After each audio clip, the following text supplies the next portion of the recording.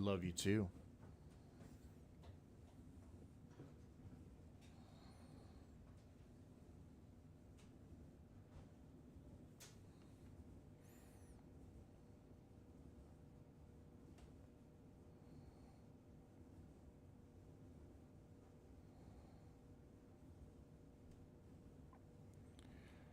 Hello. We are getting ready for our interview with Ben Smith. So, thank you for joining us. We're going to be live here at 4:30 with Benjamin Smith, who's now part of the Warhorse HSBK Flow for Law Ducati racing team. So, we're going live a little early. We're going to bring him on here at 4:30. So go ahead and jump on in here, say hi. I'll talk with you. And if you have any questions that you'd be interested in me asking him, go ahead and drop them over here in the comments section, and I'll jot them down, I'll save them, and when we get to that part of the interview, I'll go ahead and ask him. But what does everybody got going on today?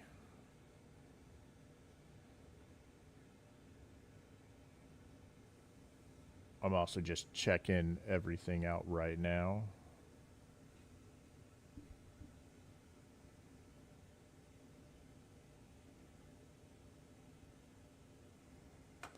All right, let me clean up the audio some. I see that we got some background noise going on.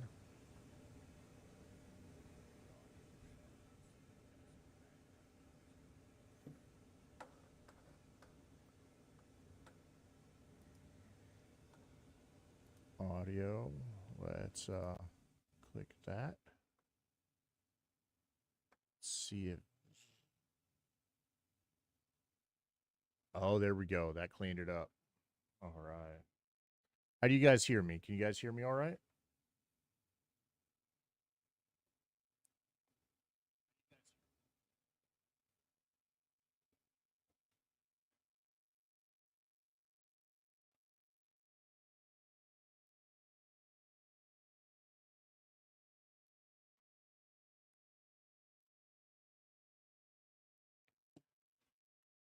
Okay. So now, let me get. You guys are seeing a little bit of behind the scenes right now.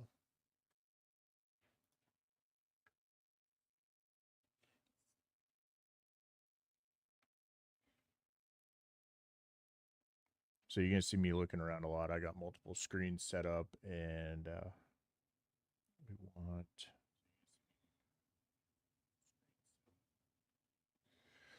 working on a bunch of stuff behind the scenes.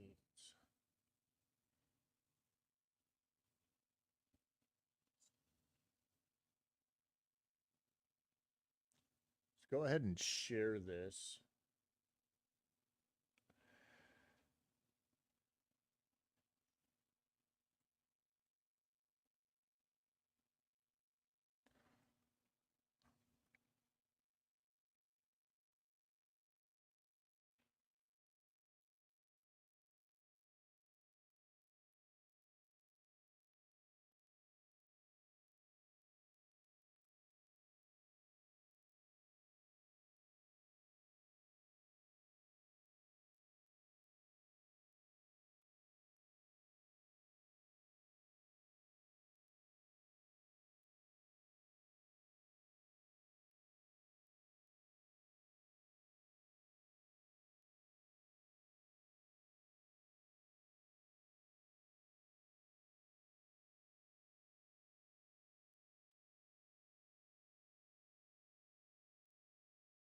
Well, how's everybody doing? Go ahead and drop a comment down below and where you're watching from.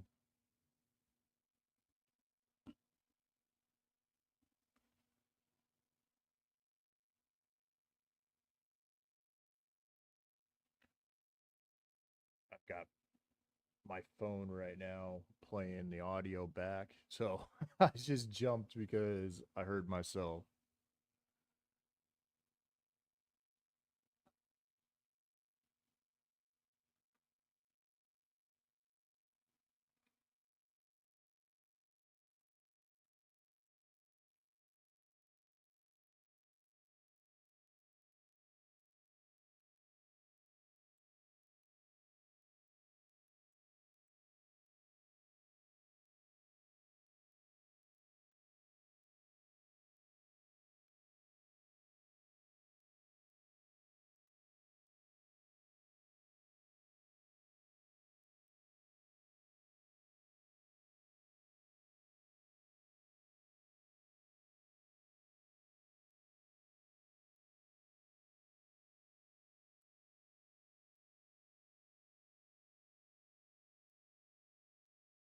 How's everybody doing? I see people coming in and going out. I'm sorry, I'm not paying a whole lot of attention over here.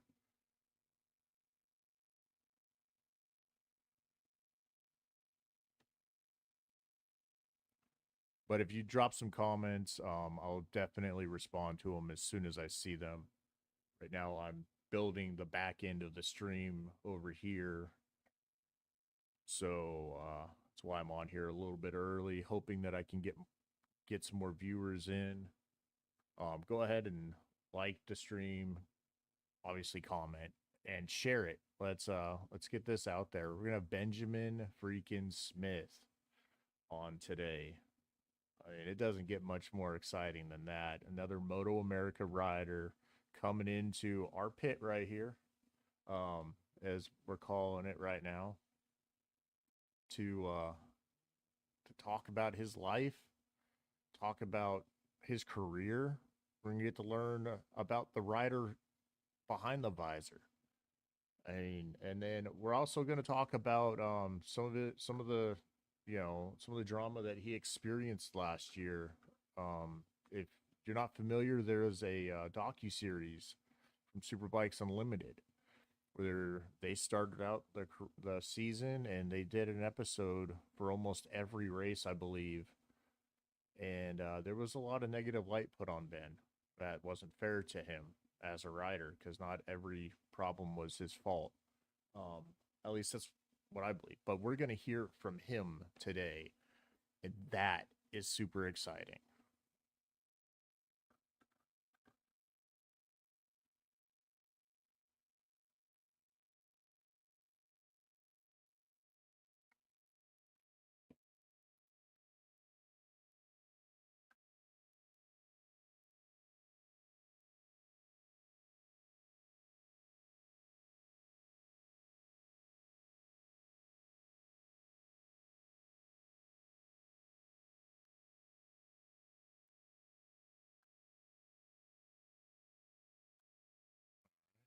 Let's go over here. Like I said, I am building everything right now on the back end. Well as okay. Oh, no, here. We'll email and grab that. Copy. Boom. Two. Boom.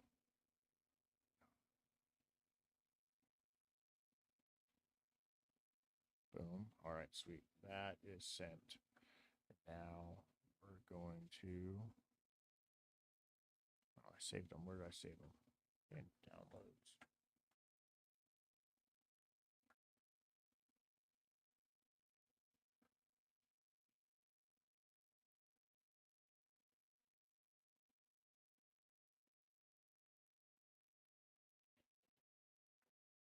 Since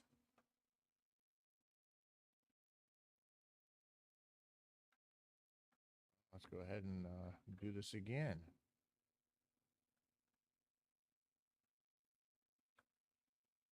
All right, there's that. Thank you to our viewers. Go ahead and let me know that you're here. Send me you know, drop a comment down below. I'm gonna keep asking. I want to know who's watching.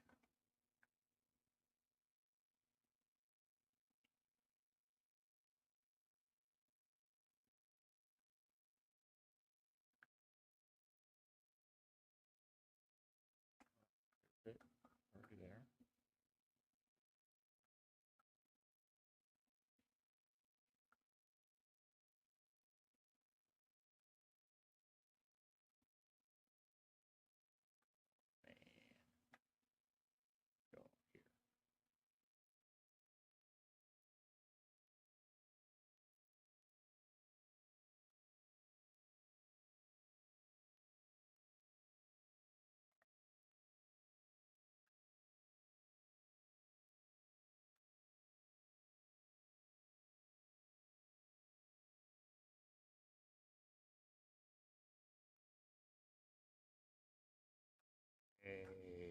What's up? Oh, hi, Ember. How are you doing? Daddy loves you.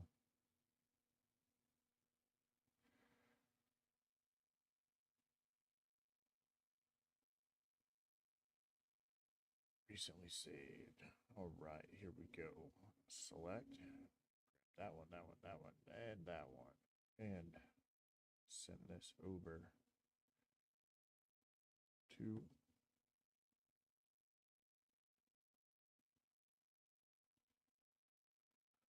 Oh, that might be why.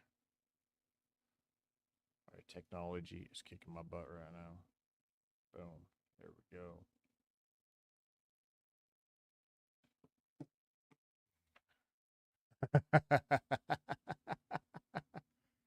Oh, I love her. That is hilarious.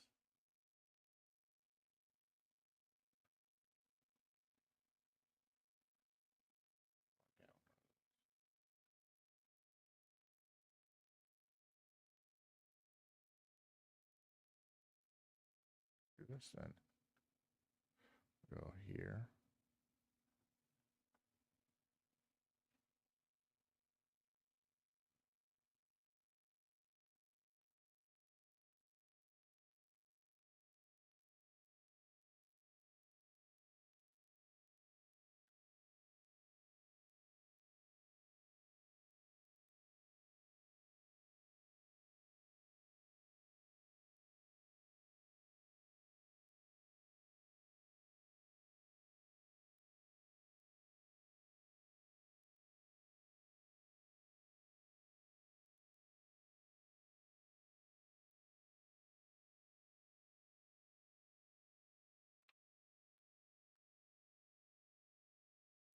What is going on here?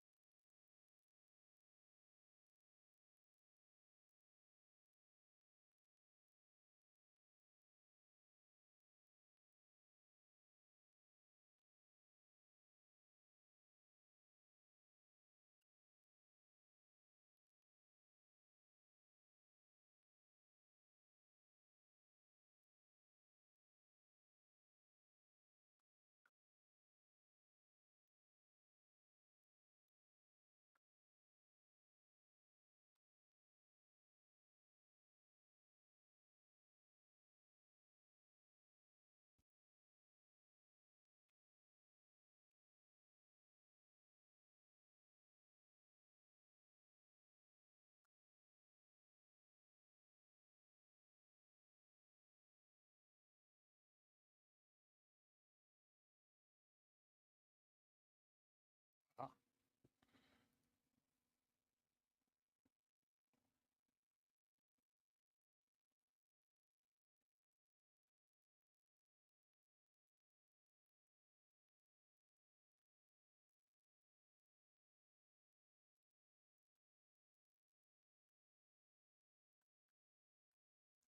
here we go.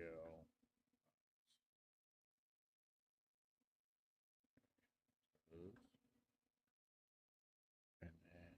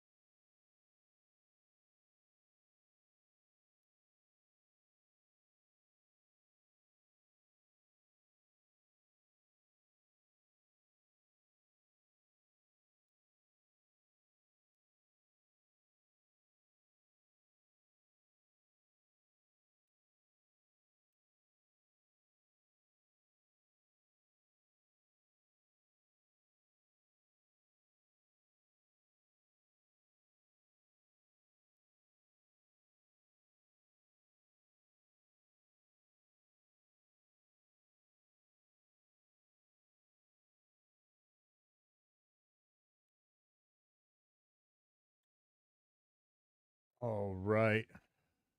Forgive me. I have been a little indisposed over here building the thumbnail for this. And sometimes I can take a little bit of time. Mm. Well, we're going to start up here in about 10 minutes. I'm going to go ahead and put on a lobby timer. But if you have any questions that you want me to ask Ben, go ahead and drop them down below. I'm going to double check to make sure that this is also working on Facebook as well. Let me go ahead and do that right now while I got you guys on here.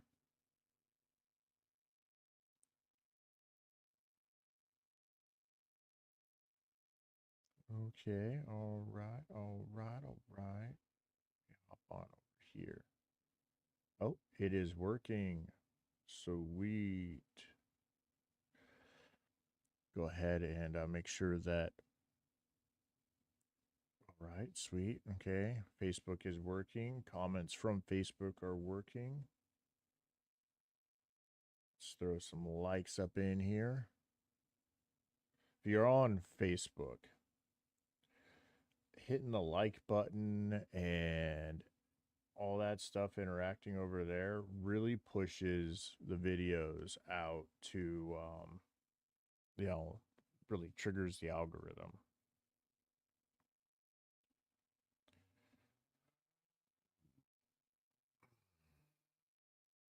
As well as interacting on YouTube as well. That helps out a lot.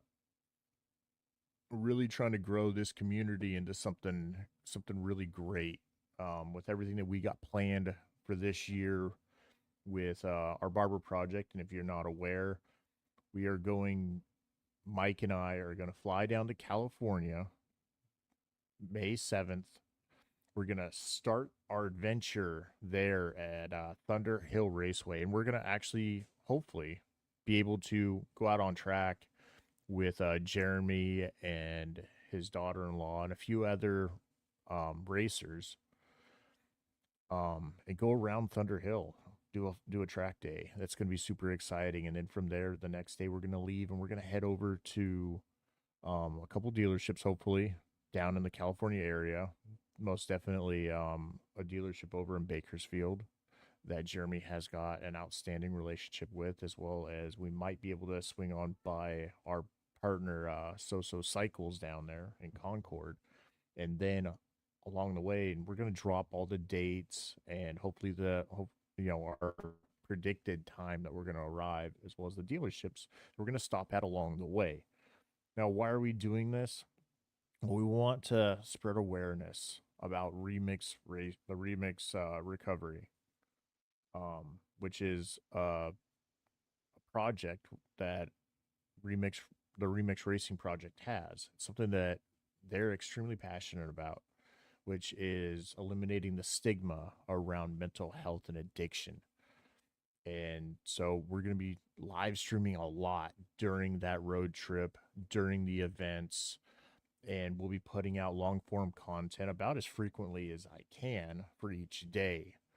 Um, uh, it's going to be super exciting. And then when we get to Barber Motorsports Park, we're going to be doing live streams there, doing interviews with obviously the Remix Racing Project, as well as many racers as we can, team owners, anybody who wants to come on the stream, tell their story, their experience while they're there. And hopefully we'll be able to get some post race interviews as well. Well as we're hoping that we're going to be able to do the cardo ride while we're there. That's going to be super exciting. There's going to be a lot of first experiences for myself. And then when we're on our way back, I'm going to try to make some content there. And awesome, this is not what I was hoping for. We're going to edit and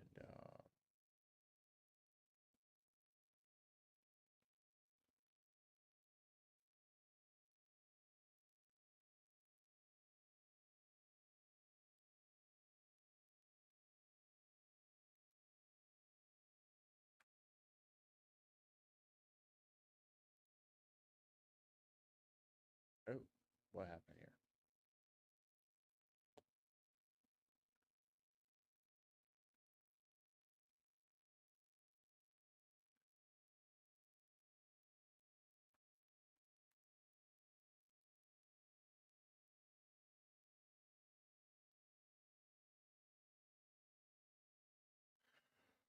Where was I? Somebody help me. Remind me where I was. What was I talking about?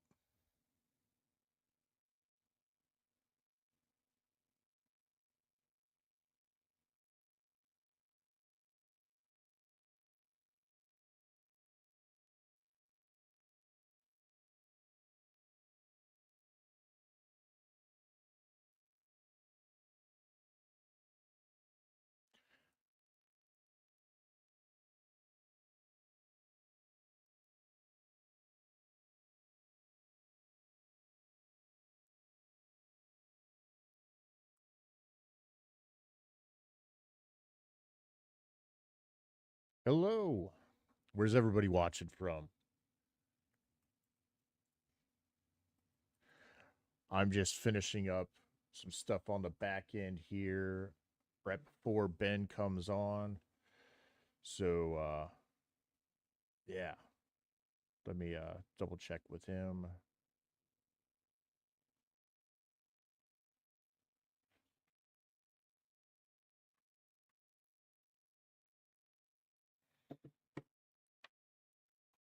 How's everybody doing?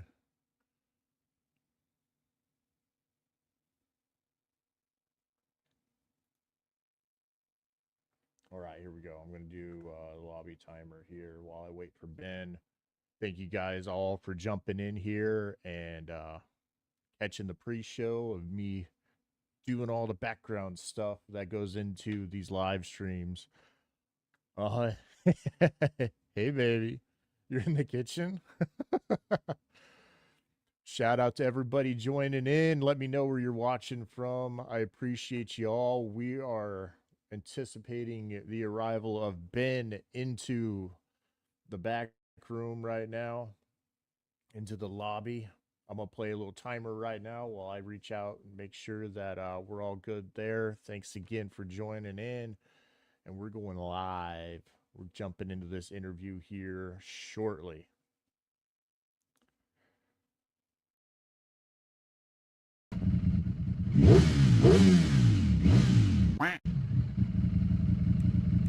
Step one, wake up early, gonna rise with the sun. Step two, get some good, some food in you. Step three, think real hard about what you wanna be. Step four, wake up, today's gonna be a good day. Wake up, today's gonna be a good day. Wake up, today's gonna be a good day. Wake up, today's gonna be a good day. Wake up, today's gonna be a good day. Wake up, today's gonna be a good day. Wake up, today's gonna be a good day. Wake up, today's gonna be a good day. Yo, set your affirmations, aspiration, the aftermath of preparation. Good food, good mood, blood in circulation. One step at a time, yeah, that's how you make it. Set a goal you control and the steps you take them. I try to pick one thought, have some concentration. And if I make a mistake, it's called education. I try to do this every day, call it replication.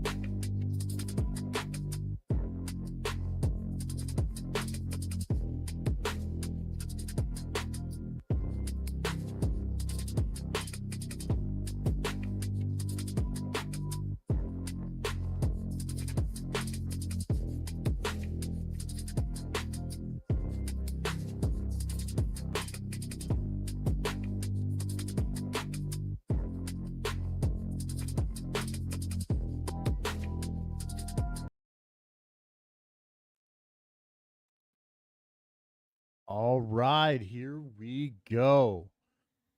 So, in today's episode, live stream, we've got Ben Smith, rising star in MotoAmerica Superbike, and for the 2026 season, he has joined the Warhorse HSBK Flow for Law Ducati racing team.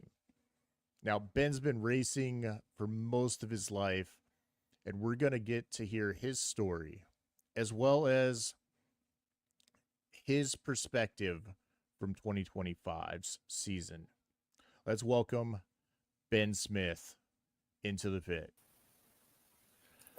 How are you doing, buddy? Can you hear me? How's it going, man? Yeah, I got you. What's up? Nice, dude, man. It's doing great. It's great, man. New season.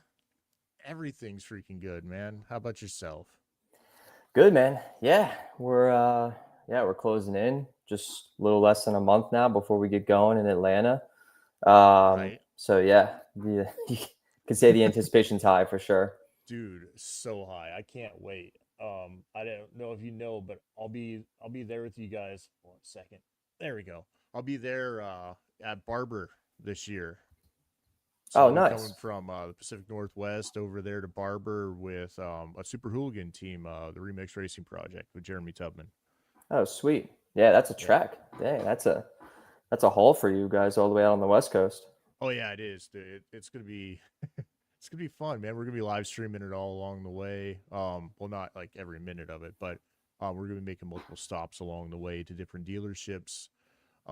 Spreading Remix's message about mental health and addiction and breaking down that stigma on about those subjects.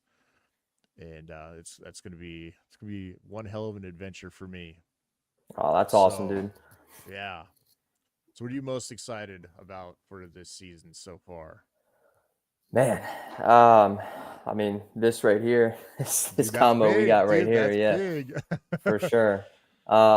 Yeah, no, I mean, on a more serious note, yeah, I'm excited to. I mean, like I said, I'm as ready as I've ever been to get going. I know everybody says that coming into the season, but to be honest with you, I really truly feel like I'm in a really good spot between my riding and my fitness, and just obviously the group of people that I have around me this year with, you know, Warhorse HSBK Racing, Flow for Law, and obviously Ducati. Man, I couldn't ask for a better situation, honestly. Right. Now, you've ridden a lot of different super bikes, a lot of different bikes in general, since you started racing. Have you ridden Ducatis before?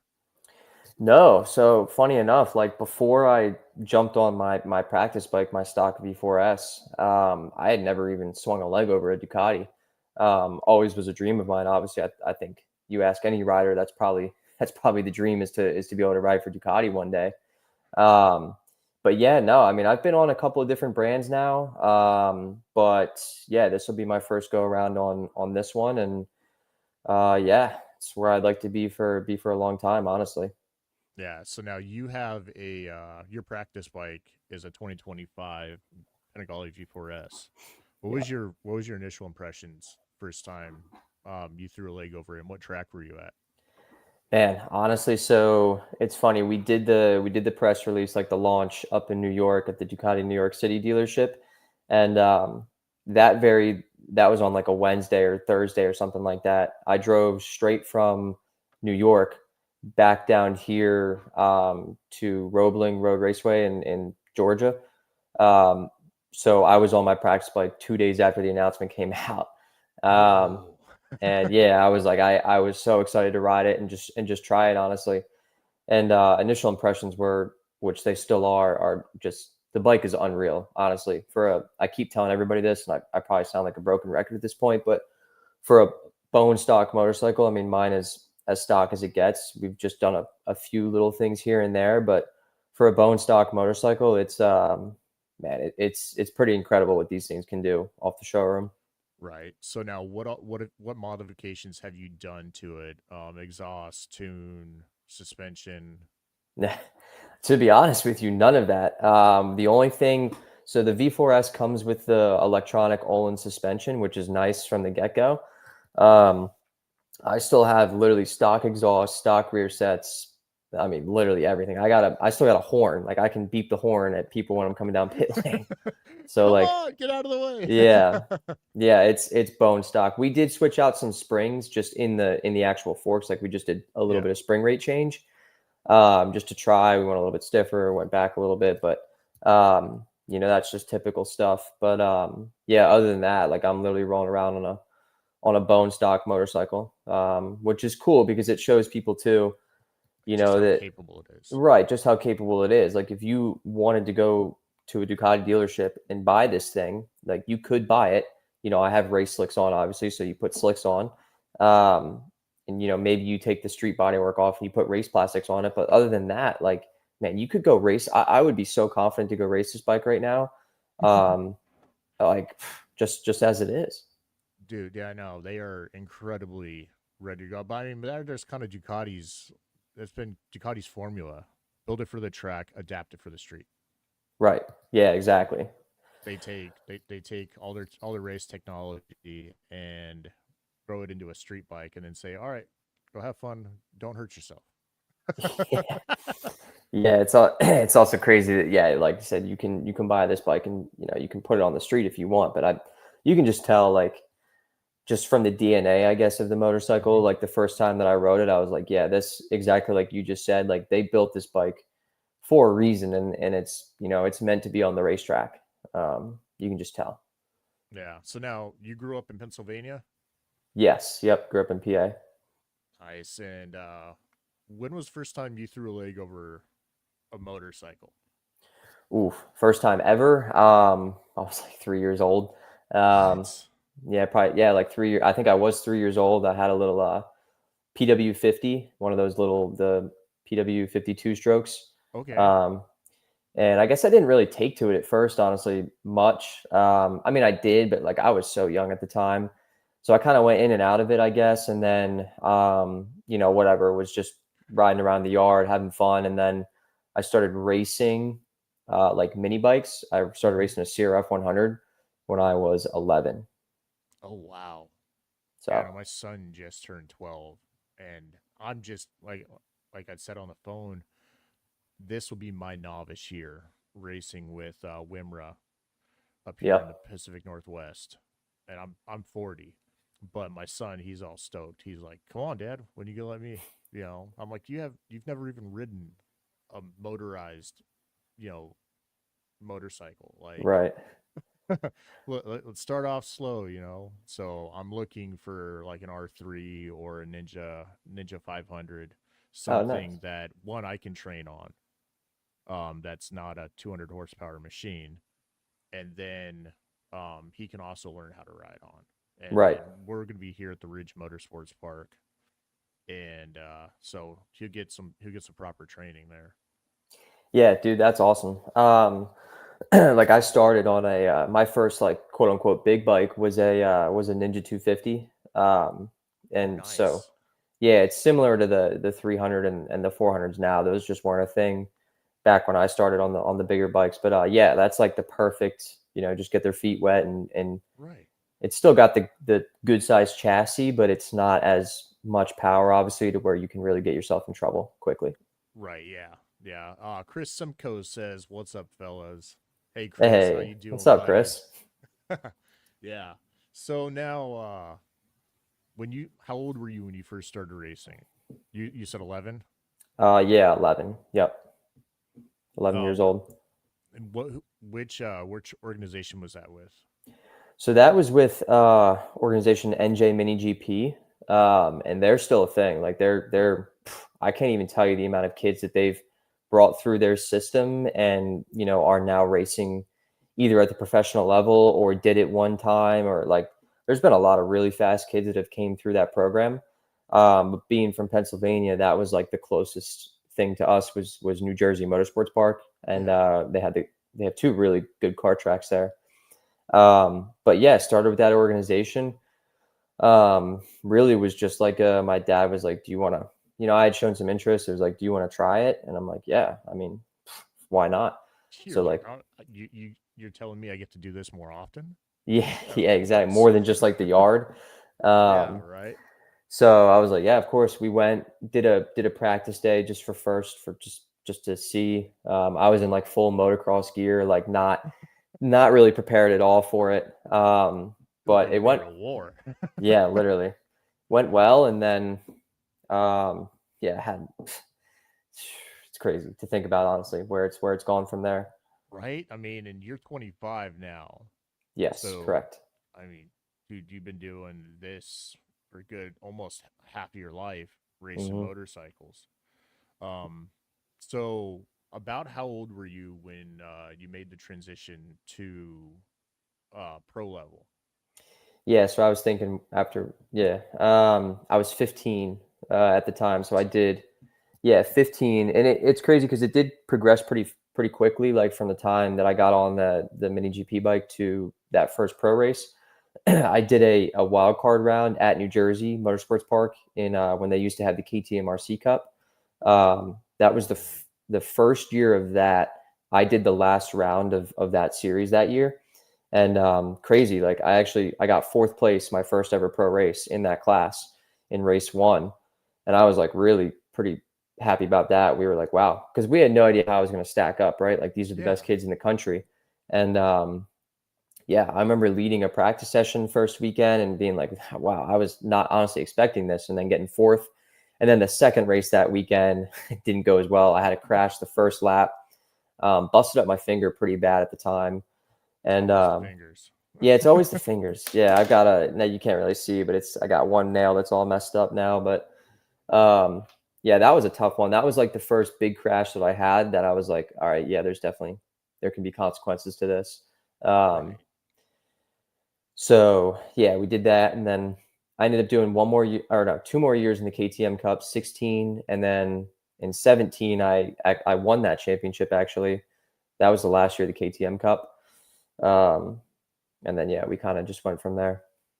Dang. And then so after that was MotoAmerica, right? As a privateer. Yeah, and like the KTM Cup was a MotoAmerica class. So like that was, like I said, that was my first pro class. That was a really good series. Like they had, I think, a really good formula there. But we went to all the MotoAmerica races, blah blah blah. But yeah, from the KTM, I went straight to a 600 because there wasn't really, that was the next step at the time. Yeah. There wasn't the twins class or anything like that. Like I just went straight into the 600s, and so I was pretty young at that time, but cut my teeth in that for a couple of years, always on a privateer effort. Started out in one privateer effort and then went to another one with Northeast Cycle Outlet and Kyle Alexander. And it's funny, that was actually like a true, like a family team. I had my uncle doing my data, my dad doing a lot of stuff. And then the team owner was actually like, he's family as well. So it Ooh, was, nice. yeah, it was crazy. And then, yeah, and then we kept Dude. going. So Chris says see you at Road Atlanta. He's super excited for you. Oh, sweet. Appreciate it, Chris. I'm looking forward Right. to it. Right. So it sounds like a good chunk of your career you were still in school. What was that like? Being a Yeah. professional like road racer and then also going to high school. Did you go to a private school, public school? What was that experience like for you? Yeah, no, that's a good question. So that was one thing that like I had to do. Like I was always public school.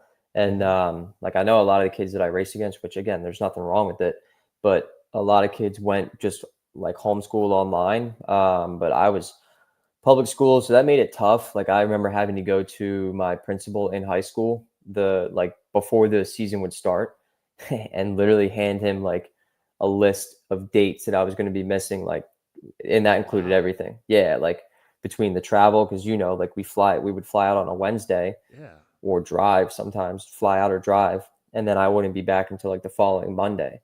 Um, so I had to get it like pre-approved by like the district. Um, but yeah, stuck it out. Finished high school, graduated, and then I actually went on to college. I got a degree from Penn State, and yeah, I've been able to do all that while pursuing this What did you study? strategic communications. Oh, that's a good one. That's a really good one, especially like with the, with your career here in, motorsports, you Yeah, know. yeah, no, it was That's good. That's pretty cool, man. Like my brain right now is just like spinning, like thinking about all the opportunities that that right there opens the door for you with having that. Right. Right. Because like you could get into commentary, you could get into obviously like broadcasting, all those type of different things. If my idea of what that degree would open is circled around. Sorry, I'm stumbling on my words here. No, you're good. Yeah, that's more or less it. And it's like, for me, it was kind of natural because like I started doing these interviews and stuff at such a young age. I feel like just from being involved in this, and it's like I don't know, That's natural. seemed like a natural fit. Yeah, no, definitely. So, who usually travels with you? Was it your dad and your mom, or like, what was that like? Just my dad. So my dad still comes to all the races. Like he's always there. I mean, he's from when we started doing club racing in the back of a pickup truck to now a factory Ducati ride. It's like the entire way he's been there. So it's really just been him and I from the beginning. And that's what's really cool about it is I don't know. I feel like it's kind of hit or miss in this industry whether or not that relationship can stay that way. But we've always, I mean, there's been bumps on the road, but like that's just Well, I mean, normal stuff. there's a But dynamic there, right? Like, right, you're right, gonna butt heads with him. There's gonna be some communication, and being able to separate that father son relationship when it's business time can be really difficult. Um, yeah, right, exactly. Because it's like, yeah, I mean, he's still my dad. Like he's going to be more protective over me, but it's like obviously he knows, especially now with like the level that we're at, it's like, all right, he's got to, he makes his own decisions and he does his own thing. So yeah. exactly. Yeah. Yeah. Um, so you've done a lot of traveling with your dad across the country, whether it's flying or driving. What's your standout memory? Oh man, that's a good one.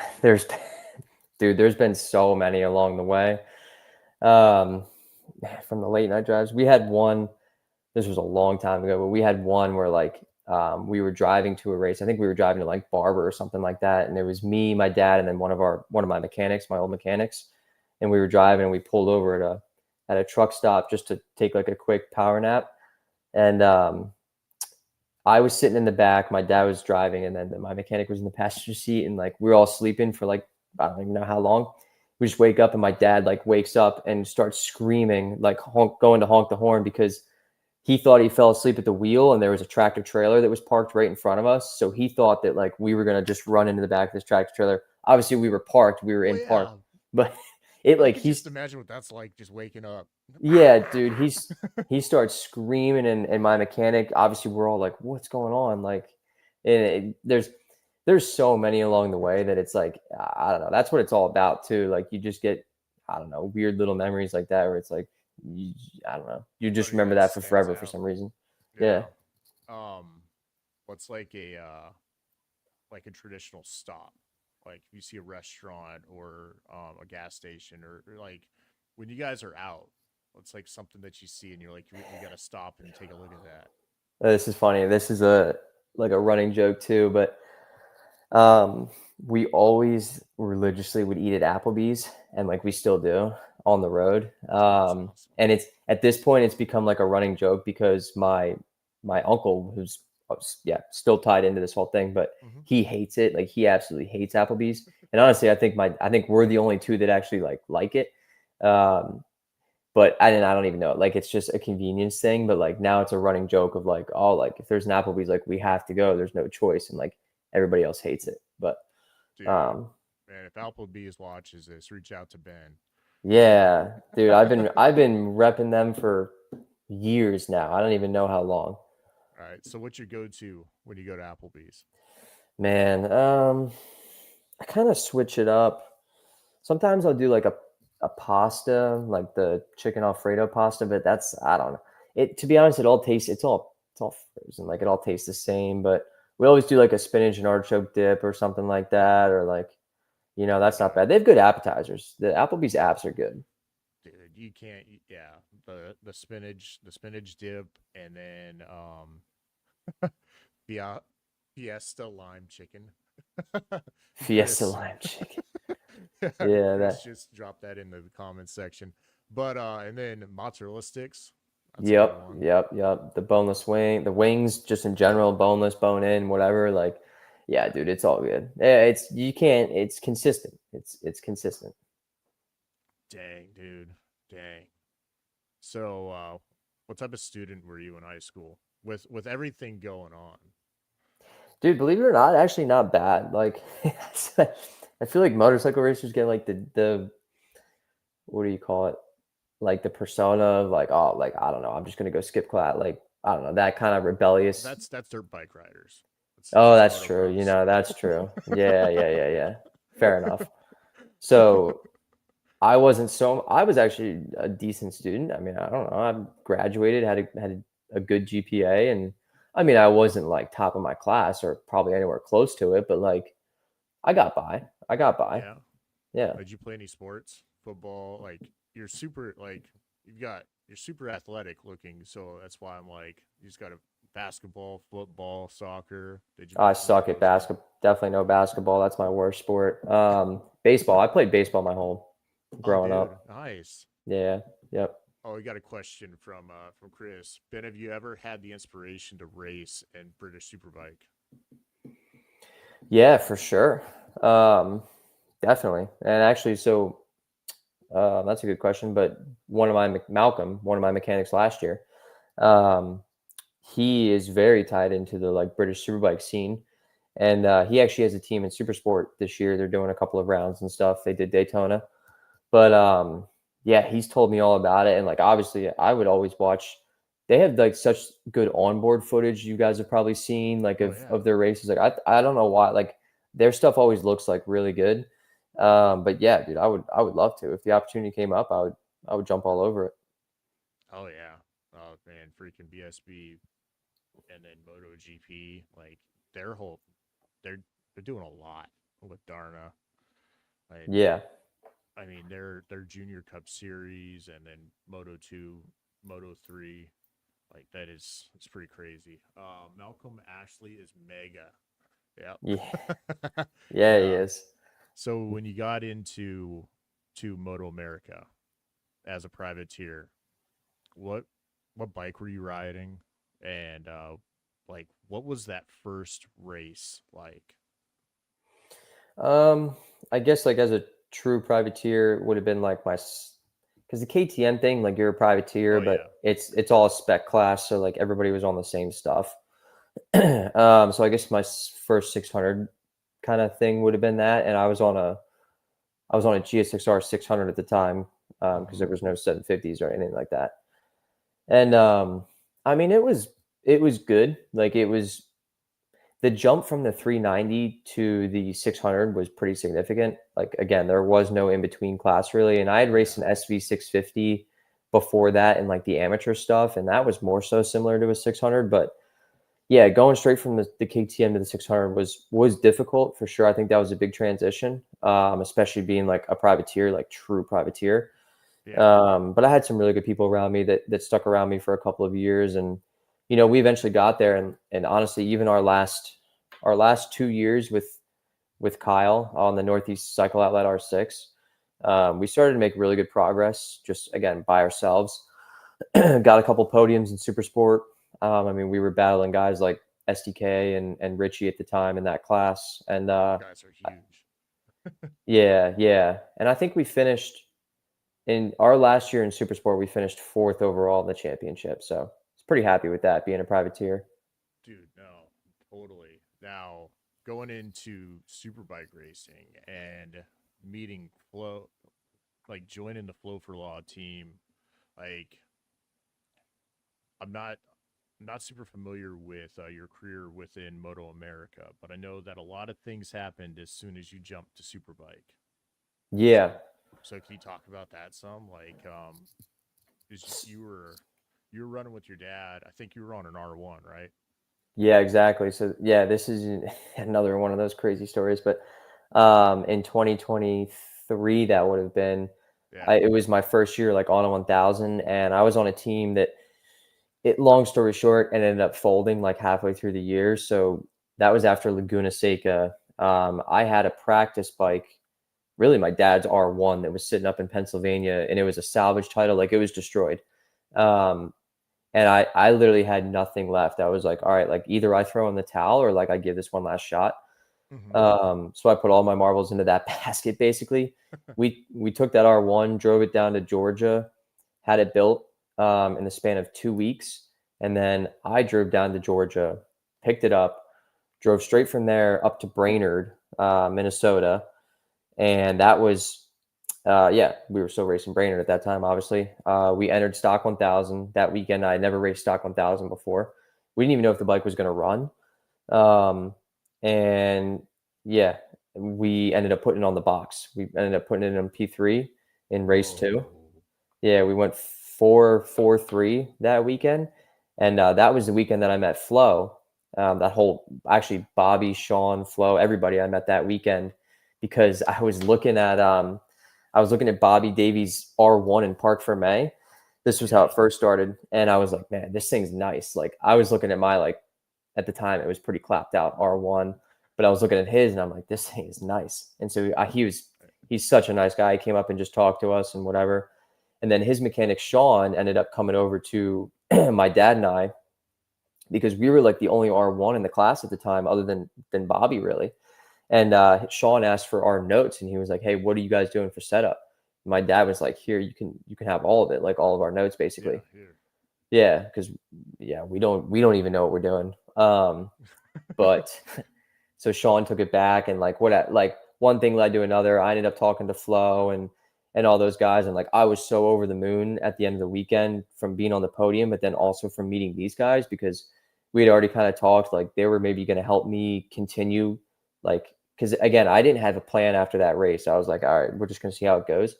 And he was like, yeah, we're going to help you out, like finish out the rest of the year. So I was like I was like, this is like not real. And then, that's basically what ended up happening.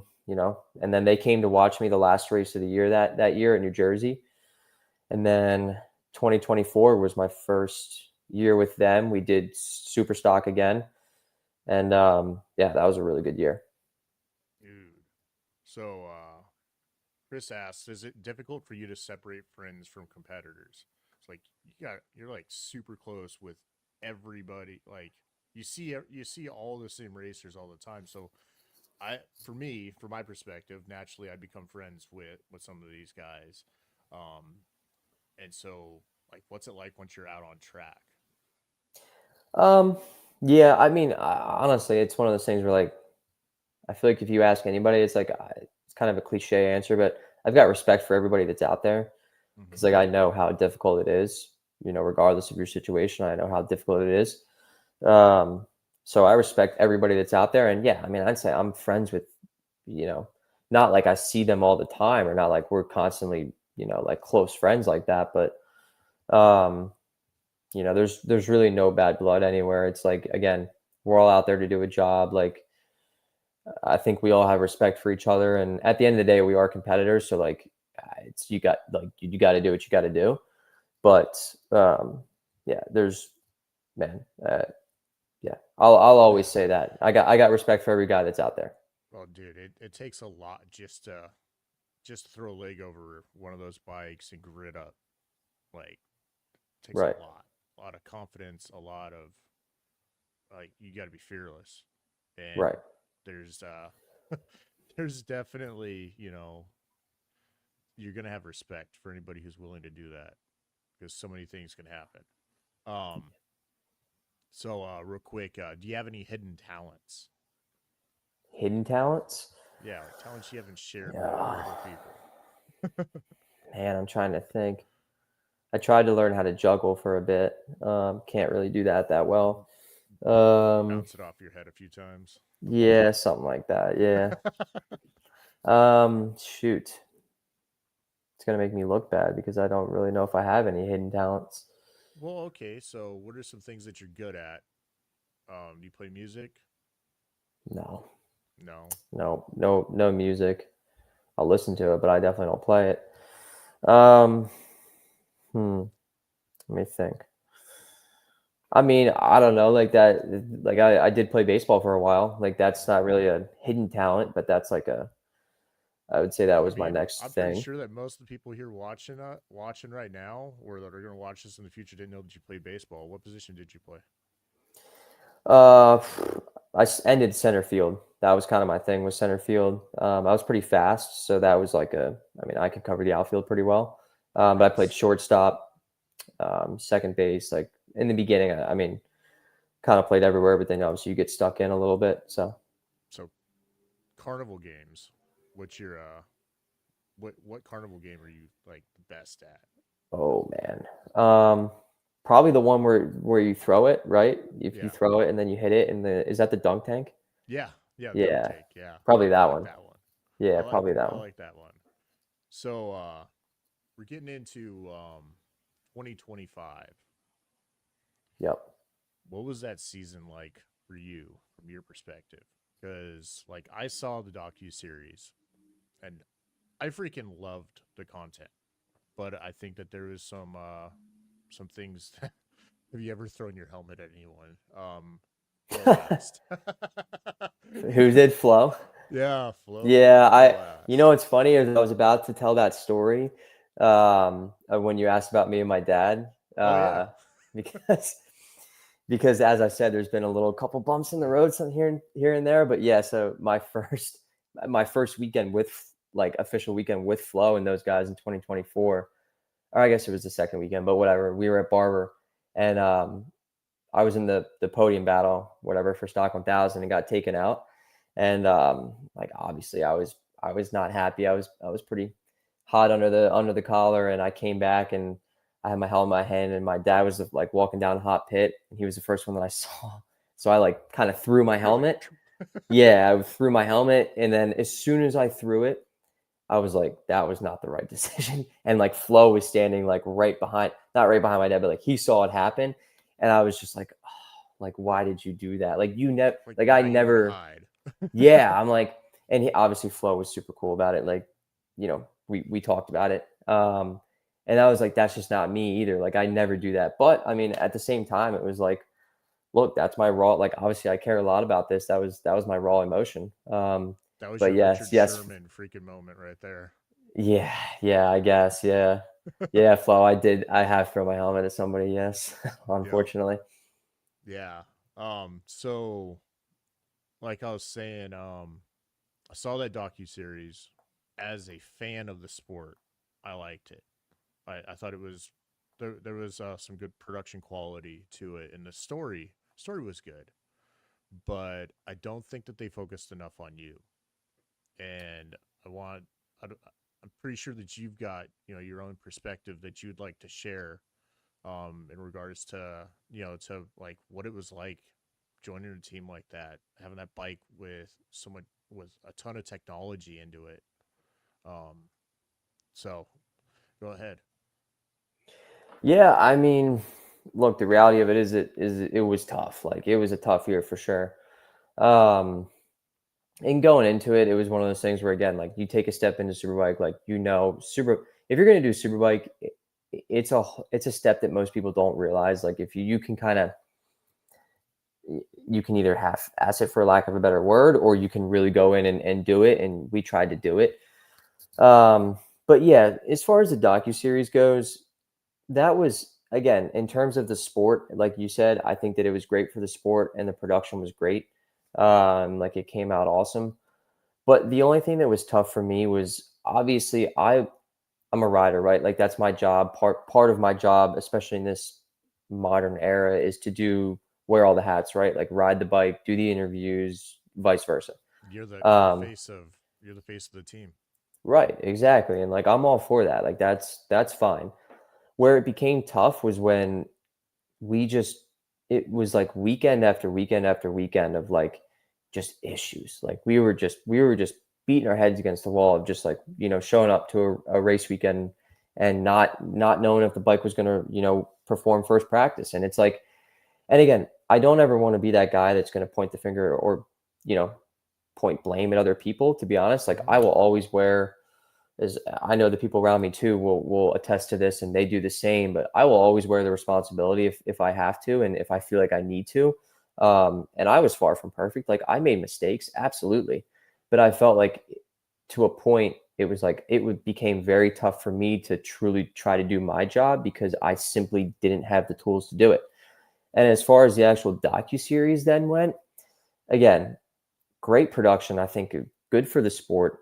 But as it started to get towards the later episodes, like I almost felt as if I was like, not that I don't want to be a part of it, but it's tough because I have no say in how this is going to turn out, right? Like it's like any TV show or anything like that. Like you can take raw film, but then it really is going to be perceived however the editors want it to be. And I had no say in that. Like there was I didn't know what the episode was going to be like until it came out and everybody else saw it as well. So that was tough because it's like, look, maybe I was portrayed in a way that I didn't really like in a lot of scenarios where it's like, of course, again, it goes back to me like throwing my helmet at my dad. Like that was not right of me. Absolutely. But, I'm super passionate about this. And I think that towards the end of that docuseries, I think maybe some of that came out a little bit. And even though I tried to kind of keep it to myself, whatever, it's like, man, I can't go 7 weekends in a row of not having a motorcycle that's going to run, every session, like, and not show some emotion. Like, I care about this as much as anybody else out there. Well, there's a lot that goes into preparing and then going out there and trying to perform. And as a rider, you feel like you've got everything on your back. Everybody's counting on you to make magic happen, right? For sure, absolutely. And that's where like it takes a team to do this. There's no doubt about it. And I don't think that anybody had any bad intentions, per se. It's just that was the reality of it. But that was the tough part, and that's where I did get frustrated and a little bit upset, is because like this is being shown to everybody, right? Like everybody's seeing this. So I don't have a say in how this is going to be perceived. And I know how it's going on in my head. And I know all the different situations that I was in that were never on camera or that people never saw. So it was kind of just like, I felt as if it was more of a one-sided type of thing. And again, I am not saying that I was perfect by any means. Like I made mistakes throughout the year as well. And I will wear those absolutely. But that's just the reality of it, Yeah. And now the technology on that bike was insane. Like from seeing what I could see from the docu-series, that bike was hooked up. Yeah, it was. I mean, it was a standard, what a standard super bike would be. Like I said, it was definitely on paper. All the parts were there for like, no doubt.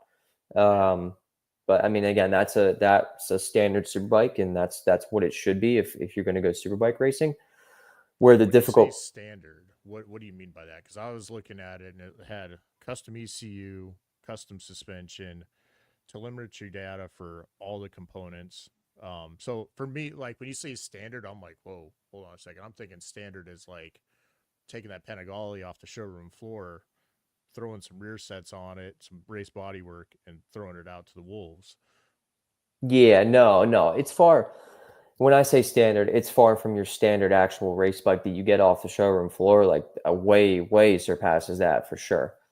When I say standard, maybe that's not the best word to use, but as far as like a quote unquote super bike, like a true super bike, all of them have, the swing arms, the suspension, the telemetry, the data, and all that stuff. And again, don't get me wrong, like that stuff is not easy to come by. Like it's not like every bike on the grid even has that. But if it's a true super bike, then it does basically. Yeah. So modified swing arms, and just like it's built to race. Oh, for sure. Yeah, for sure. Yeah. But yeah, no, I was looking at it and they had like GPS like for each like around the track, like, and they could be able to tell what you were doing on the bike and whatnot. And so I thought that was super cool. Like that was a great insight as a fan to what really goes into putting a super bike on the grid there in MotoAmerica. Yeah, and that's cool that like it gives people perception, because I don't think that everybody, like you said, obviously I don't think everybody knows what actually is on a superbike. Like, maybe some people think that it's literally just like a couple bips and bops on a street bike basically, and it's like, no, like these superbikes, and like especially the one that I'm about to hop on, this Ducati, like it is a true like purpose built race bike. Like there's no corners cut basically. Like it's got a job, and that's it. Yeah. So they're pretty trick. They're pretty cool pieces of machinery. Yeah, no, and I definitely agree with you that when it comes to the docu series, that they didn't do you any justice there. And I feel sorry for you in that aspect, because it definitely painted you in not in a good light, especially with a lot of the technical issues that you guys were having, the frustrations that you were having, and then once you're able to get out on track and race or try to do your qualifying sessions, you qualify well, and then something happens. But like, you proved yourself. You took third.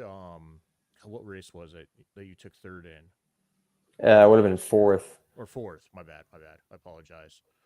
But Wish it was third, but yeah, you were this year, battling, this man. year. Yes, no, you were battling, but they painted a picture that you don't did communicate well, and that is unfortunate, because as a rider and training, like that's something that you got that you develop, is being able to communicate to your mechanics, to be able to say, hey, the bike's doing this thing here, during in this specific situation. Like, you got to get down to that level of, hey man, I'm holding, like, I think there was one issue where you were going through a corner, and you had mentioned that you were having some trouble with your maintenance throttle, like it was too twitchy or something like that. um and like they caught that, but then there was some other issue, and they made it sound like you didn't know what you're talking about, and I was like, that's not fair to throw them under the bus like that, or try to, in that manner. But you could correct me if I'm wrong, if I'm wrong, or give some more explanation on that. Yeah, no, and I don't, to be honest, I don't know the exact incident that we're referring to, but yeah, and I mean, honestly, it's always a work, like for me too. Like again, that's where I'll wear responsibility as well. I don't think Hmm. that the instance you're talking about, again, I mean, to be honest, I'm always doing my best. Like obviously, I'm trying to portray Yeah. whatever's going on. There's no reason for me to try to hurt myself, so it's like I don't that wouldn't make any sense, Yeah. but I feel like for the most part, honestly, I do a good job of giving honest feedback as to what's going on with the bike. So yeah, if it wasn't portrayed that way, maybe it's simply as, again, it goes back to that thing of like, I don't have any say as to how these things are edited Yep. or how these are portrayed. And again, I'm not perfect, but that's again the reality of it. Right. Well, so now let's get on to a much brighter and happier subject. This off season and everything that's happened, that that the new team, new bike, new opportunities. Now you're saying this off season you've trained harder than you have trained ever before. What all have you been doing this off season? Yeah, for sure. It's been, honestly, like I told you, from the time that we did that press release, that very same weekend, I was on the practice bike riding, and yeah, I definitely think that I've had the most seat time I've ever had this off season. I mean, I've taken literally every opportunity that I can basically to ride. And again, it's a stock motorcycle, so the race bike's going to be totally different, but still, it's good seat time. And then just as far as my other training goes, whether it's cycling or the gym or riding a dirt bike or everything, honestly. um Man, I've been like, not that I haven't wasn't like that in the past. Like I feel like I've always been pretty good about that, but just this year and this off season, knowing the opportunity that I have ahead of me, I've just been like, I mean, I want to say obsessed with it, because that's kind of what I've been like. I've just been obsessed with like, how good can I make myself, basically. That's ultimately what I want to find out, is like, I just want to know that I left no stone unturned. Like this is everything that I got. and how good can I be, because that's ultimately the goal. Now, your new partner this year, Cameron Bobrier. I probably butchered that pronunciation, but have you been able to spend a lot of time with him this off season, training with him, picking his brain? Like, dude's a No. freaking legend. Yeah, he is. I mean, he's the GOAT, right? Like Yeah, he's surpassed that last year, I believe. Yeah. 7 time. Yeah, something. I don't even know. I lost count, honestly. Um, but yeah, dude, he's such. We haven't had time to really spend time together this off season. But I mean, he's on the West Coast. I'm on the East Coast. So like we've talked, like we've texted, and I asked him how because he's got a practice bike as well, obviously, and Yeah, we've kind of talked about our feelings on those, and he got to ride the race bike a little bit over in Portugal, even though he didn't. It rained like the entire time, so he didn't right. really get any dry time on it. But from everything that you said, he loved it so far. But yeah, dude, he's such a good, honestly, down to earth guy. Like I honestly couldn't ask for a better teammate like that to be in this situation, I guess. Because yeah, there's no part of me that thinks in any way, shape, or form he's gonna try to do anything other than help me. So like Right. Yeah. I think he's just a really genuine guy, honestly. Yeah. I mean, the opportunity that you have with him as a partner to be able to, you know, practice with him and just pick his brain and just be around him and be able to absorb um, and ask questions. His knowledge is is fantastic. I mean, that is. I mean, there's a word that I'm searching for here that I can't find, but like it, it's an awesome opportunity and almost like once in a lifetime to be able to be around somebody like that, and they're like, yeah, hey man, whatever question you have, let me know. I want to help you. Yeah. I mean, I would say it's not almost it is one once in a lifetime, Yeah. opportunity for me at least, and so far.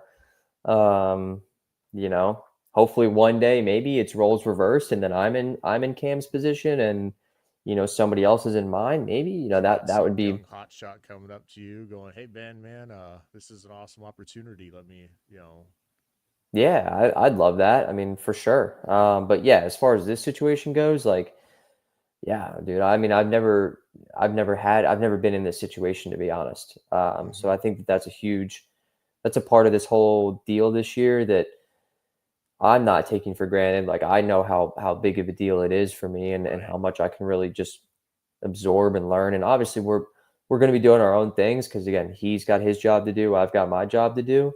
So we're not going to really impede on each other too much. But at the same time, it's like, we're in the same truck together all year. So like, I don't know, it'd be cool to see how that relationship goes. Yeah. What is that dynamic like? Where you've got a partner, right? And you're both out on the grid in the same race trying to win. Like, what is that like? Like, obviously you're a competitor, right? But like you're out there both trying to win a race. And like where I'm getting at, right? Like, Yeah, like if things, if we're both, well, let's say first and second or whatever, like how does that go? yeah, Um, well, I mean, again, like I said, at the end of the day, honestly, we both are out there to do our own jobs. So like, I think that it's one of those things where like between racers, like you just have that same thing, like I was talking about earlier, the respect of like, look, when we're off the racetrack and we're back in the pits, like if I have a question, I'm sure he's gonna be more than willing to help me out, when he's got time, and vice versa. Who knows? Maybe he's got a question for me. Um, but then when it comes down to it, like qualifying and practice is maybe a little bit different, but it's still the same type of deal. But especially the race time, like when it comes to race time, and I know he'd say the same thing, like he's out there to do a job, I'm out there to do a job. And unless, that's it. Like we're yeah. gonna kind of do Don't our put own each other thing. in a yeah. Just don't put each other in in a sketchy situation, and let's race. Yeah. Yeah, Let's have some fun. obviously not doing anything intentionally, dumb, especially towards each other. But like, again, we got a job to do. So Yeah.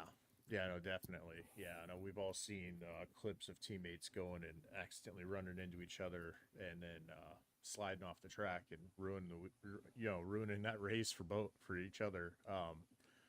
But no, I was just because like I'm not in that world, so being able to ask, what's going on in your mind at that time is, in those situations is, I think that there's a lot of people who are like is there an unwritten rule that depending on where the points are or whatever, like you just gotta let them win and you kind of guard their back, or they let you up in first and they guard, they keep everybody off you, slow down the pace of everybody else so you don't have to push as hard, preserve the tires, cut back to not hair on fire pace, trying to set a yeah, track record. yeah. I think that again, it's all just kind of probably situational. Like, Hmm. I don't know if that situation arises, then I'll be figuring it out on the fly as well. So Yeah. we'll Right. see. We'll see. So now when you're not racing, do you do any coaching? Yeah, I do. I do actually. I do a decent amount toward in the off season. As we start to get towards the actual race season, I don't do as much just because we're obviously focused on a little bit different things. But yeah, that's a big thing for me during the off season is doing one-on-one coaching. I usually do it through some track day organizations. Precision Track Days is a track day organization here in the Southeast that I do a lot of coaching through. They run a great program, and honestly, I actually really enjoy that part of the sport. Yeah. Um, Over the past couple of years, I've gotten into it a little bit more heavily, and I think it's cool. Like you start with somebody at one point on a weekend, and then by the end of the day or by the end of the weekend, it's like, man, we just dropped like 5 seconds or whatever it may be at least. Who knows? Obviously, it depends on the Yeah. rider, but Well, yeah, it's it's cool. amazing where you can make up time, like where you can really cut some time off and just like the little details going around a track, and little tips and tricks that a pro will recognize. Right. Yeah, it's really just an experience thing for me. Like I've been there, done that, and made those mistakes before, unfortunately. So like if I can help somebody else out before they have to make them, then you know, that's what I'm there for. Yeah. Well, now that you're part of the Ducati family, we've got the Ducati Revs events that go on following MotoAmerica, where you'll get the opportunity to be coach, to be able to coach people who sign up for it. And it's a really awesome opportunity for both fans, Ducati riders, and yourself to be able to connect with the fans in some one-on-one coaching. Um, and so when you come here to the Ridge, oh no, I'm gonna have some choices in front of me because I had Kayla on. I'm a huge fan of PJ, Josh, and now yourself. Like meeting you and talking with you, man. I'm definitely a fan. I think you're a really genuine individual. And then Cameron, I mean, man, dude, the Ducati freaking grid is stacked this year. I was just thinking, you got Ryder also, and then Alessandro. Like Yeah. wow, Ducati's really really stepping it up this year. Yeah, dude. There's a reason, right? I mean, it's Yeah, they're no making doubt a about it. hell of a product. So where do you see yourself in like 5 years?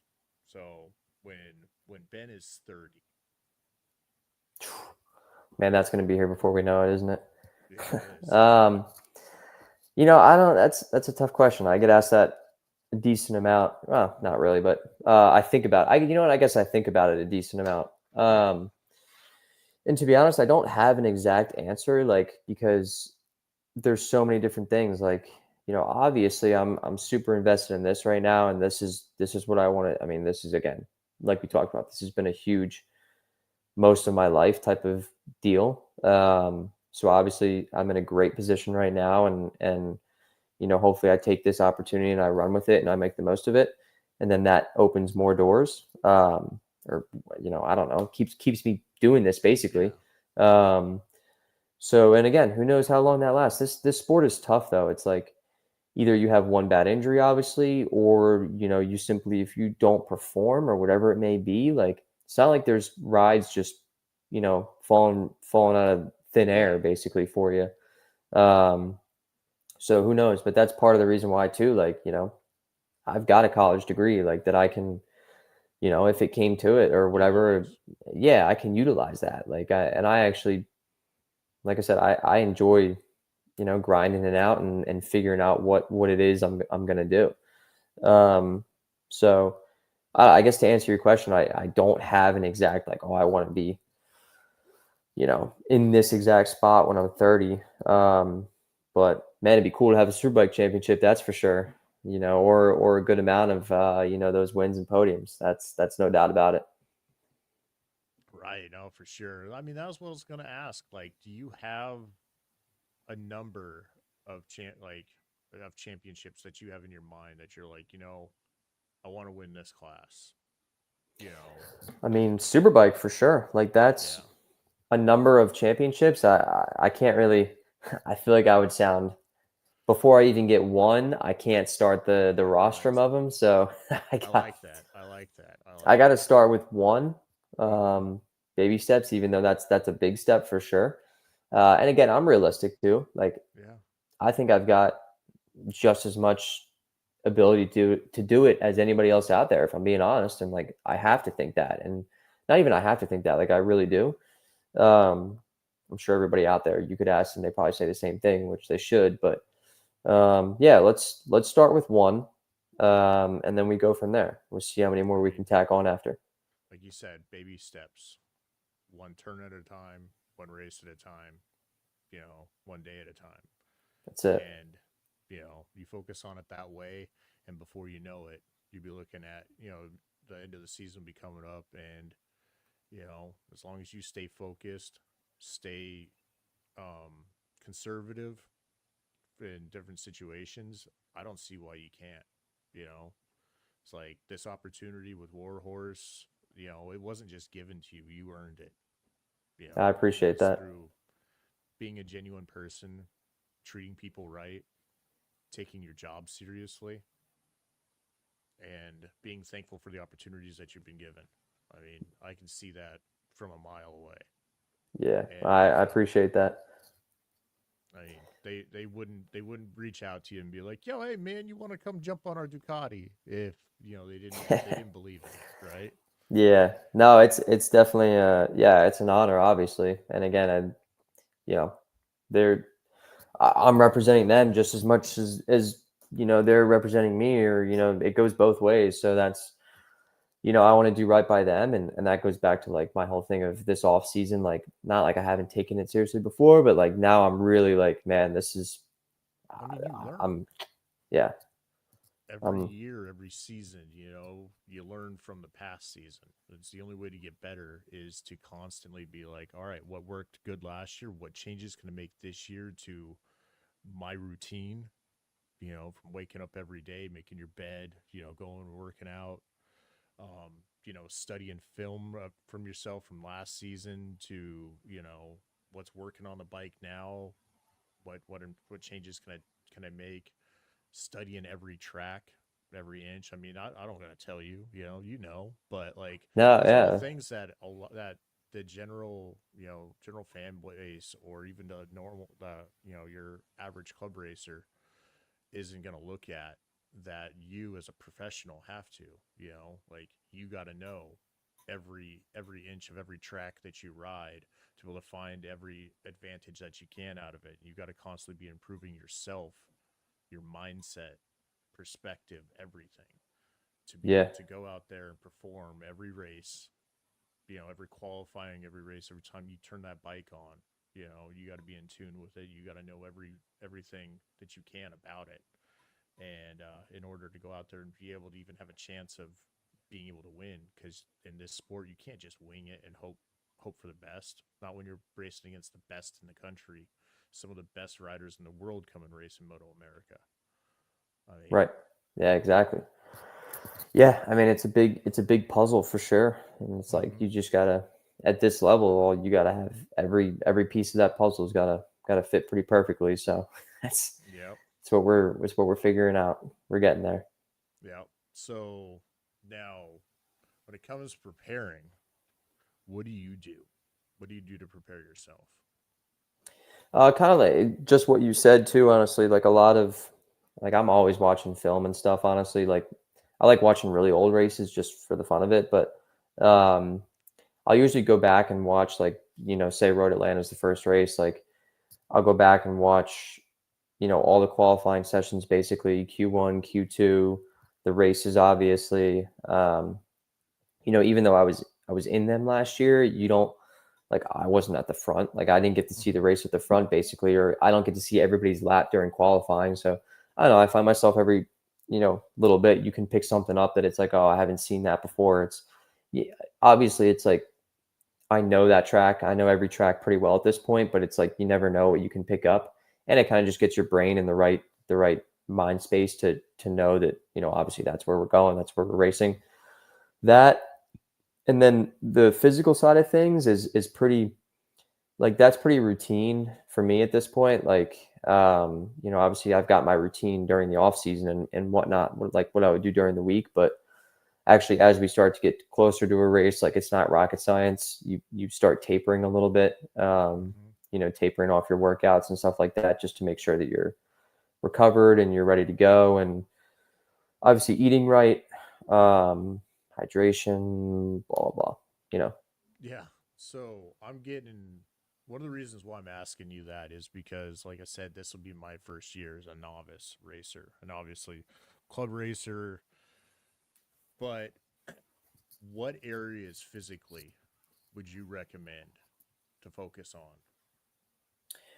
Um, I mean, the obvious one is cardio, right? Like Mm-hmm. that's obviously you need to have good cardio. And like I've worked a lot on like specific, and that's getting down to the nitty gritty, but like specific heart rate zones, basically of me trying to like build my base heart rate, because obviously during a race your heart rate can spike pretty good, but Yeah. the bigger base you have, the longer it takes for you to get to that spiked heart rate zone. So like it's simple. I mean, you can either just go for a run or cycling. If you can go cycle, I think that's great as well, because you can kind of work at that like zone 2 heart rate for a lot longer periods of time. Um, that and then gym work. You hear everybody say like, "Oh, lifting weights causes arm pump." Like, I think to a point maybe that's true, but like you have to be strong to move the motorcycle around. I just do a lot of lower weight, higher rep stuff. So basically muscular endurance. Mm-hmm. Um, so kind of a combination of all that stuff. Like you need to be strong, obviously, and you need to have good cardio. Like that's, Yeah. again, it's not rocket science. It's just knowing how to do it. Yeah. And then I've heard flexibility. For sure. Yeah, I forgot that. I stretch every day. Like that's, and I didn't used to always be good about that, honestly. As good as I would have liked, but I've definitely gotten better at it. But yeah, stretching is huge. You got to be able to move around on the bike. Yeah. Now, what do you do mentally to help you mentally prepare for races, the season, staying out of your own head? Like, do you have any activities that you do or whatnot in that aspect? Um, I think that it's more so for me, like, and I think it's probably just dependent from person to person. It probably varies, but me personally, like, if I know that I've put the work in off the racetrack, like if I know that I've been riding and I've been doing, like we talked about, everything that I can to be ready, maybe I guess physically on that side, then mentally, I feel like I'm just in a better spot naturally for me. It's like, all right, like I've done everything I can, and I will continue throughout the season, but like if I know that I've given it my all, I feel like it naturally just puts me in a pretty good spot. But I like, you know, visualizing, basically visualizing, Okay, like, I like that. Yeah.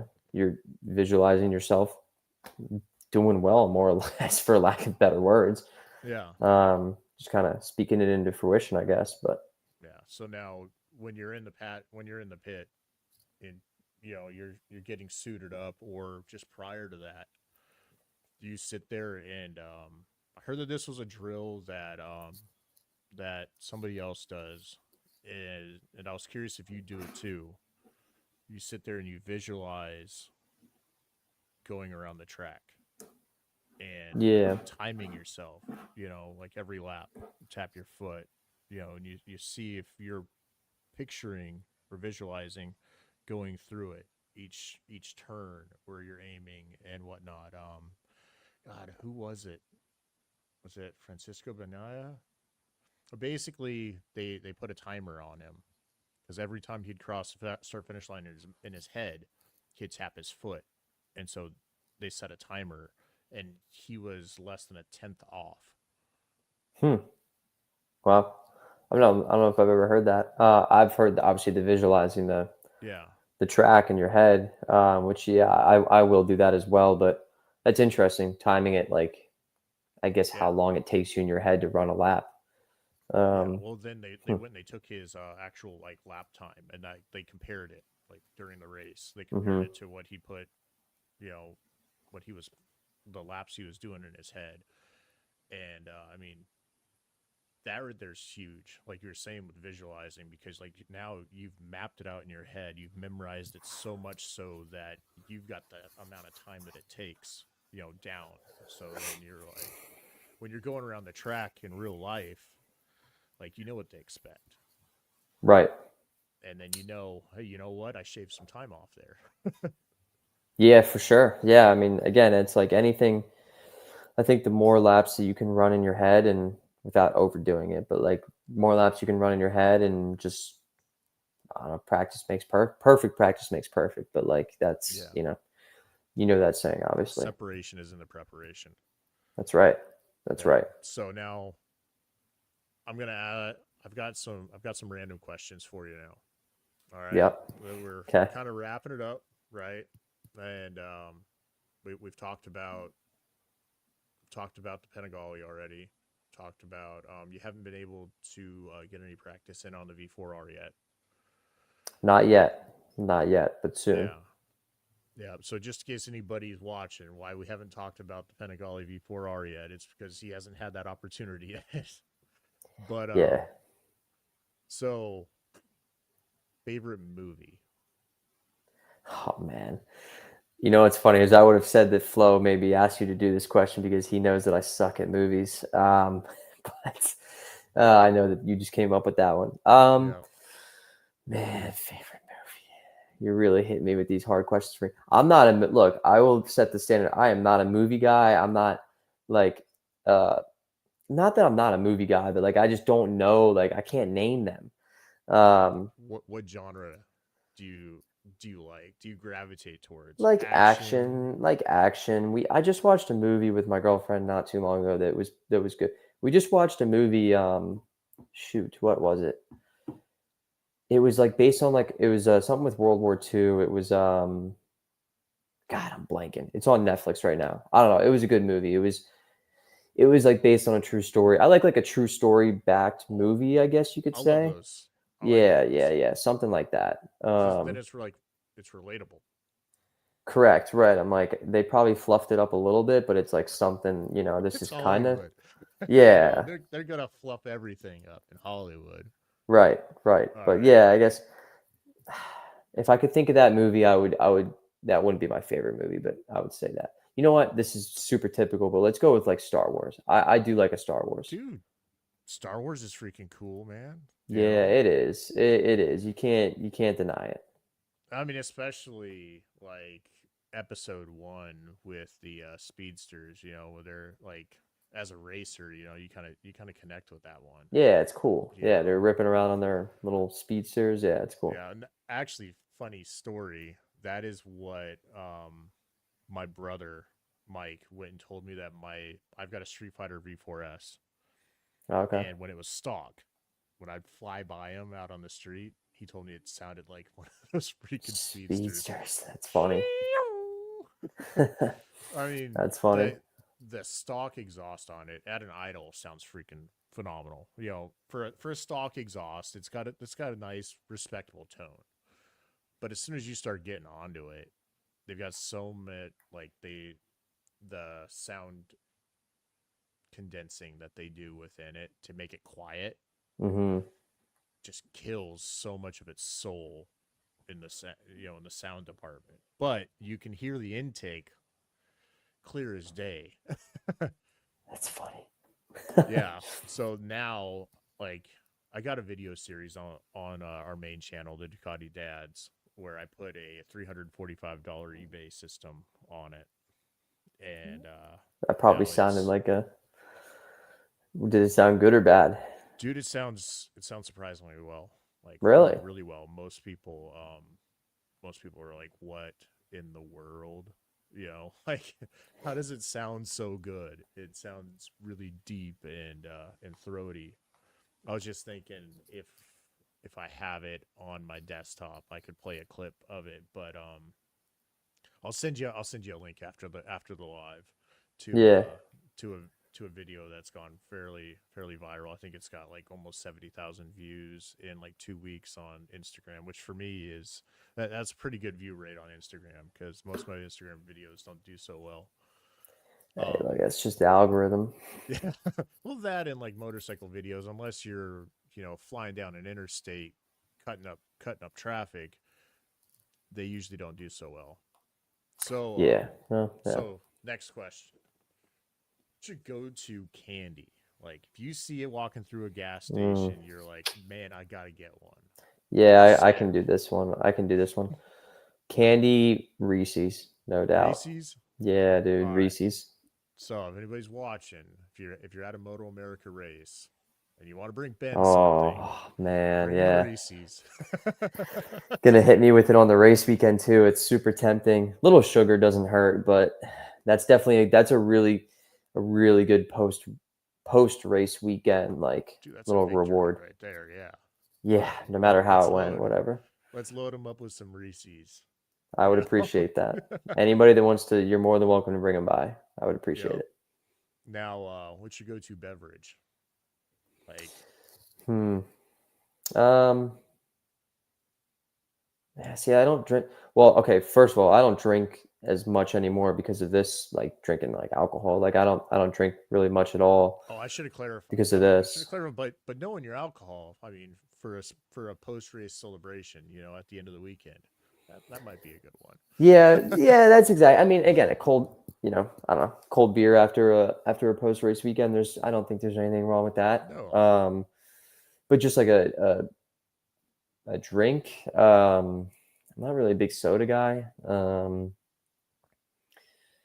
Hmm, I say that, but a good Coca-Cola, honestly. Yeah. Just a little bit of sugar. I'm just thinking about like the sugar replenish. I'll do Yeah. that after Right. cycling sometimes. That's a good like gives you good Just throw some sugar. electrolytes and everything in there. Yeah. Or So just yeah, some just sugar. Yeah. sugar. Yeah. Dude, the last time I went on track, last track session last season, dude, I was wasted. Like, I didn't realize how much I was gonna sweat, and Mm, like it was in September, right? And I come off the track, and I'm like, I'm talking to the camera. There's a video on our main channel about this, and you'll see it. And if you're wondering why I look like I was staring off into space, it's because I was. I couldn't believe how thirsty I was, and in like 30 seconds, I downed 2 bottles of water.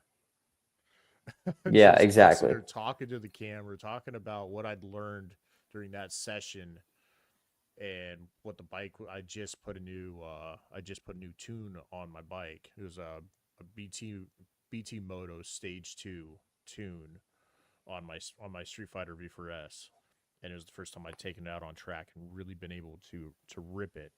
Because ripping it on the track is a lot different than ripping it on the street. Like, you can only hold it open so long on the street, and obviously, it's not ideal on the street. But on the racetrack, like at our local racetrack where we're at Pacific Raceways, and part of the track is going down the drag strip, so like you're able to hold it open. And in a standing quarter mile, I was able to get the bike up to 140 miles an hour prior to the tune. Mm. After the tune, I was letting off at 170 miles an hour. Like I'm sitting there, I'm like, should I keep it open? Shouldn't I? You know, should I? Shouldn't I? And then, I mean, I let off at 170 miles an hour, and I was like, dude, this thing is freaking unreal. But I'm sitting there talking to the camera, trying to articulate all this, and I'm just like, blah, blah, blah, you know. Yeah. Yeah. Yeah. Yeah. But It's so tough to put into now, words. now your girlfriend come with you to all the races? She does, yeah. Most of them. There's only a few that she can't make sometimes, but Yeah. yeah, she'll be there at most of them, and she's honestly been a huge part. To, I mean, obviously I like having her there, but Yeah. she's done really well. She's been a huge help to my program, honestly, and just having her there is, I mean, for me mentally, it puts me in a really good spot, honestly. Yeah, no, definitely having that support system, that's somebody that you can talk to and Exactly. whatnot. But what's her perspective on your racing? Like, how did you guys It's meet? funny. Like, We just met here, so we live in Charleston, South Carolina now. okay, So I moved down. It's a long story. I moved down here a couple of years ago, but so did she. So we met down here. Um, but it's funny, like before she met me, like she had, no idea what motorcycles were or what motorcycle racing was, obviously. right, So like never really been exposed to it or anything. And then it's like, when we first started seeing each other, it's like I'm trying to like tell her a little bit of like what it is, but like it's hard to describe, you know what I mean? Like it's funny, like she thought that it was like I had a Honda Grom at one point that I would just use to get around on, and she was like, "Oh, I thought it was maybe like you racing something like that." you're racing that? Yeah, yeah, yeah. And I was like, "No, like She's like, why no, don't you not get a really." cooler bike to race? Yeah, yeah, exactly. But I was like, "No, not really like that." But again, it's one of those things where it's like it's kind of Oh, hard to sorry. describe. No, you're good. It's kind of hard to describe unless like they see it in person. You know what I mean? Right, So, yeah. yeah, her first race that she came to was Coda actually, which is a pretty cool one to Ooh, go to. yeah. So that was more of The a, reality of I'm dating a professional racer really stuck in right there when she goes and, like, I haven't been there, but seeing Coda on freaking TV or in in videos and whatnot, like place it's is cool. massive. Yeah, it's huge. It's a complex. Um, yeah, that place is pretty cool, pretty special. Yeah, she's sitting there off camera right now. I Nah, see your nah, eyes. I see your eyes wandering, like checking. Like, am I saying the right thing? Like, nah, am I gonna get hit no, later? no. No. I don't necessarily worry about that. No, no. No. She knows the game. She knows the world of, I guess, whatever you want to call it, motorcycles now pretty well. I mean, she saw everything last year, and she was really good to have. Like you said, that support system is crucial. And yeah, I've got a really good support system. Yeah. I'd Now, take is she that. interested in riding motorcycles at all? No, no, she's got no interest in it, and I'm fine with that. Honestly, I don't want to. You I don't don't need want to that extra introduce level of any. stress. No, no, no, no. I cause us enough stress as far as that goes. So I don't. We don't need any more of that. Yeah. Yeah. Now, do you get a chance to ride motorcycles like off, like out on the street? No, I really don't. I've actually never owned a street bike. I had that Honda Grom. Hmm. It got stolen, but I had a Honda Grom, and Yeah, I didn't really sucked. use. Yeah, that sucked. But I didn't even really use that on the street. Like I just used that to get around like town, really.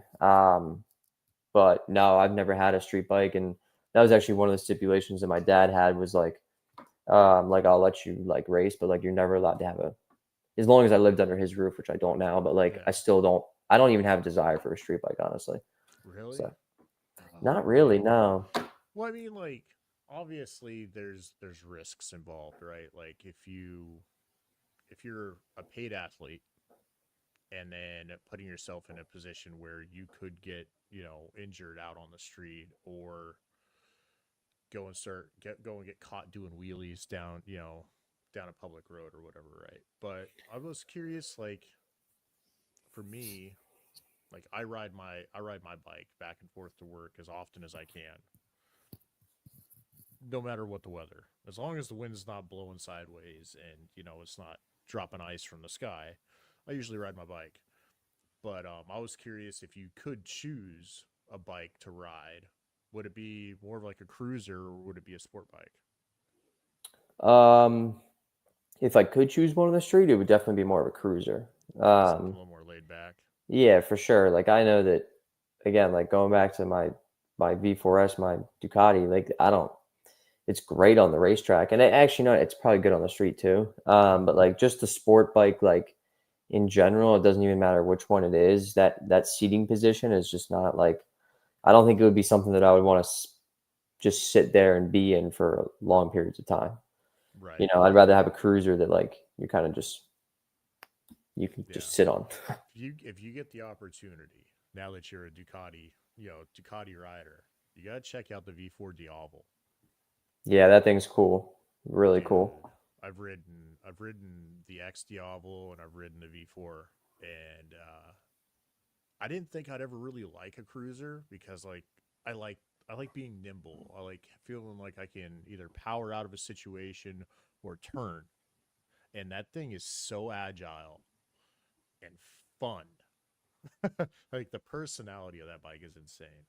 And Yeah. it'll power wheelie too, super easy. But then again, it's got like 160 horsepower and a bike that Wow. weighs less than 600 pounds. Yeah, that's that But it's chassis. comfortable. Right. Yeah, it's comfortable too. I mean, yeah, that's like that chassis is just kind of built for that. So, Yeah, right. nah, that Right. thing's sweet. Okay, so now, um, who do you, if you could go and recommend somebody else to come on to the show, who would you recommend? Hmm. Um, well, to be honest, you had Flo on, so I would have recommended Flo. He's really good at these. I would I would recommend his brother Matt, but I know he would maybe take it up, probably not. But maybe another rider. What? I think it would be cool to get like a mechanic actually on the Oh, show. I don't know if you've ever had one before, but like I haven't. yeah, I think it would be cool to get like a mechanic on the show just because that's like a totally another perspective of how these weekends go. Um, I don't know. I think that could be a cool kind of thing for Yeah. people to hear. Well, you got a mechanic in mind that you could throw my way? I mean, I got my dad, but I don't think Dude, no, he that'd be he cool. wouldn't. Okay, I'm a dad. Yeah, yeah, I know. But like, yeah, I don't know. Who knows? Maybe one of the guys from this would be willing to go on and do it. Yeah. I'm getting to know those guys, better as well. Yeah. I mean, so if it's great group of people. So who knows? Maybe one of those guys would be willing to do it. All right. Okay, so now last question. Do you have a message for aspiring racers or people in general? What would that be? Um, Man, I think that they would be like kind of where I've headed with this whole thing of like if you want something bad enough, and again, it might sound I don't want to sound cliche because it is, but it isn't. Like if you want something bad enough, I mean, there's and you take it serious enough, like going back to the whole like I take this as serious as anybody out there, and I dedicate myself to it. Um, but it's crazy how far you can actually go. Like even if it doesn't seem like it, starting out, even in your position, like who knows, even if it doesn't seem like it to start, like if you really put your head down and just grind it out, like especially a young racer, like that's the position that I was in, you'd be shocked. Like you would really be shocked. There's a lot of things that go into that, but if I'm a true believer, and if you want it bad enough, like then you'll make it happen. You can do it. Dude, that was good. You just gave me goosebumps, man. Like, I'm not even freaking lying, dude.